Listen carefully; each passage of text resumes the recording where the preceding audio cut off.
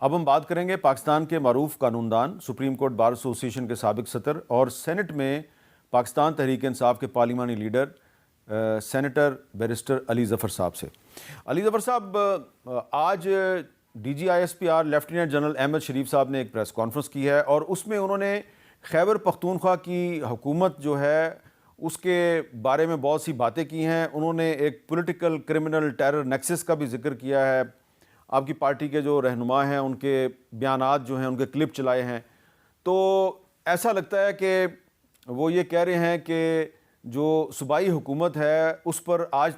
تک اس لیے حملہ بھی نہیں ہوا تحریک انصاف کی لیڈرشپ پہ کہ ان کا ایک نیکسس ہے طالبان کے ساتھ۔ تو آپ کو لگ رہا ہے کہ اس پریس کانفرنس کے بعد کو پاکستان تحریک انصاف پر پابندی کا خطرہ ہے، یا خیبر پختونخوا کے چیف منسٹر سہیل آفریدی صاحب جو ہیں وہ ڈسکوالیفائی بھی ہو سکتے ہیں؟ جی دیکھیں، ڈسکوالیفیکیشن کی بات تو مختلف ہے، لیکن جو ذکر کیا گیا تھا اس پریس کانفرنس میں وہ آرٹیکل 17 ہے آئین کا، جس کا ذکر کیا تھا۔ آرٹیکل 17 اگر آپ دیکھیں تو سب سے پہلے تو وہ یہ کہتا ہے کہ ہر سیاسی جماعت کو سیاست کرنے کا حق ہے، جی ٹھیک ہے، اور اس پہ کسی قسم کی قدغن نہیں لگائی جا سکتی۔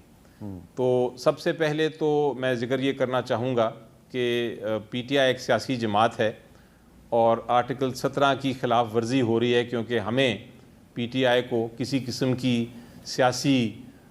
جو سرگرمی ہے اس کو نہیں کرنے کی اجازت، نہ ہم احتجاج کر سکتے ہیں، نہ ہم بیانات دے سکتے ہیں، نہ ہم اپنے قائد سے مل سکتے ہیں۔ یہ ساری چیزیں ہیں جو آرٹیکل 17 میں درج ہیں، تو اس کی خلاف ورزی تو حکومت کر رہی ہے۔ لیکن علی ظفر صاحب آرٹیکل 17 میں آرٹیکل 17(2) ہاں آپ آگے اس پہ وہ قومی سالمیت کی بھی بات کرتا ہے۔ اب آرٹیکل 17(2) جو ہے آئین کا، وہ بالکل واضح طور پہ یہ کہتا ہے کہ آپ اس قسم کی کوئی حرکت نہیں کر سکتی کوئی بھی سیاسی جماعت جو کہ ملک کی سالمیت کے مثلاً خلاف ہو، اور اس کو آرٹیکل کو استعمال کرنے کی کوشش کی گئی تھی آج سے بہت سال پہلے جماعت اسلامی کے خلاف، اور معاملہ سپریم کورٹ تک گیا تھا، اور سپریم کورٹ نے اس وقت یہ کہا تھا کہ آپ یہ قدغن اگر لگانی ہے تو اس کے لیے آپ کو ثبوت دینا پڑتا ہے کہ یہ کوئی ایسی حرکت میں ملوث ہے، مثلا کوئی ٹیررسٹ ایکٹیویٹی کر رہی ہے خود پولیٹیکل پارٹی، تو پھر آپ اس کو کسی طرح بین کر سکتے ہیں۔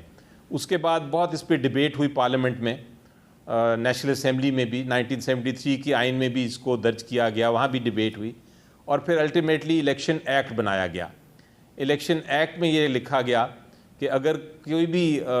ایسی سیاسی جماعت ہے جو کہ ملوث ہوتی ہے ٹیررسٹ ایکٹیویٹی میں یا کوئی ایسی ایکٹیویٹی میں کہ جو ملک کی سالمیت کے خلاف ہو، اور اس کی بڑی ڈیٹیلڈ ریزنز ہونے چاہیے، بیان صرف خالی یہ کہہ دینا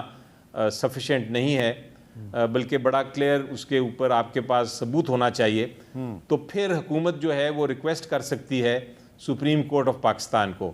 جو کہ اب وہ سپریم کورٹ نہیں رہا، وہ اب آئینی کورٹ بن گیا ہے، لیکن وہی چیز لگے گی، لاگو ہوگی آئینی بینچ پہ بھی، کہ حکومت کو آئینی بینچ کے پاس جانا پڑے گا اور وہاں جا کے ثبوت پیش کرنے پڑیں گے، اور ایک دفعہ دیا جائے گا جس بھی پارٹی کے خلاف ایسا ایکشن ہو کہ وہ اپنی دفاع کر سکے سپریم کورٹ یا کانسٹیٹیوشن بینچ کے سامنے، کانسٹیٹیوشن کورٹ کے سامنے۔ تو یہ ایک بڑا طویل پروسیس ہے۔ آج تک کوئی ایک جو مین سٹریم پارٹی ہے اس کے خلاف، جیسا میں نے کہا صرف ایک بار استعمال ہوا، وہ بھی سپریم کورٹ نے کہا کہ جائز نہیں ہے۔ تو یہ ایک آرٹیکل 17(2) تو ہے، اور الیکشن ایکٹ بھی ہے موجود، لیکن جس طرح میں نے کہا کہ اس کے لیے آپ کو صرف یہ الزام لگانا سفیشینٹ نہیں ہے، آپ کو باقاعدہ ثبوت کے ساتھ پیش کرنا ہے۔ تو صرف یہ کہہ دینا کہ آپ کی کوئی ایسی پولیٹیکل پارٹی ہے جو کہ کوئی مختلف خیال رکھتی ہے، وہ اس قسم کی سٹیٹمنٹ سے کسی پارٹی کو بین نہیں کیا جا سکتا۔ اچھا یہ بتائیں کہ تھوڑے دن پہلے آپ کی پارٹی کے چیئرمین بیرسٹر گور خان صاحب نے کہا تھا جی مذاکرات ہونے چاہیے، اور بھی کافی سارے لوگ مذاکرات کی بات کر رہے ہیں، تو اب آپ کو نہیں لگتا کہ صورتحال میں جب کہ ایک صوبے کی جو گورنمنٹ ہے اس پر دہشت گردوں سے گٹھ جوڑ کا الزام لگ گیا ہے، اور بڑا سیریس نوعیت کا الزام ہے، تو اس کے بعد مذاکرات کا ماحول تو ختم ہو گیا۔ جی حامد میر صاحب، میرا خیال ہے کہ میں کافی دیر سے یہ کہہ رہا ہوں کہ سب سے پہلے نمبر 1 تو مذاکرات ایک حل ہے، بڑا اچھا حل ہے، اور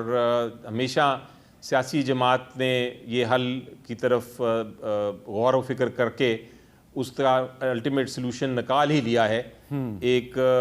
جتنے بھی بڑے بڑے مسائل ہیں، چاہے وہ انٹرنل ہوں یا وہ ایکسٹرنل ہوں، وہ حل ڈائلاگ سے ہی نکلتا ہے۔ لیکن میں بڑی دیر سے کہہ رہا ہوں کہ ماحول جو ہے وہ مجھے ڈائلاگ کا نہیں لگتا۔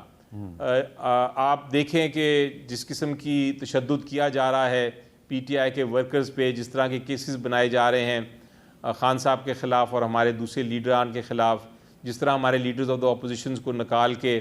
باہر پھینک دیا گیا پارلیمنٹ سے ہی، اور اب نئے لیڈرز آف دا اپوزیشن نہیں بنائے جا رہے، جس طرح کی سینسرشپ ہے، یہ سارے اگر آپ چیزوں کو اکٹھے دیکھیں تو ماحول ڈائلاگ کا اچھا، نہیں تو بن سکتا۔ پھر یہ جو گوہر خان صاحب مجھے بار امید بار تو رکھتا یہ جو ہوں گوہر ہمیشہ۔ خان صاحب بار بار مذاکرات کی بات کرتے ہیں، تو وہ پارٹی کے چیئرمین ہیں، لیکن اکثریت جو ہے تحریک انصاف کے رہنماؤں کی، آپ سمیت، وہ کہتے ہیں جی اس وقت مذاکرات کا ماحول نہیں ہے۔ تو وہ مذاکرات کی بات کیوں کر رہے ہیں؟ کیا یہ پارٹی پالیسی کے خلاف بات کر رہے ہیں وہ؟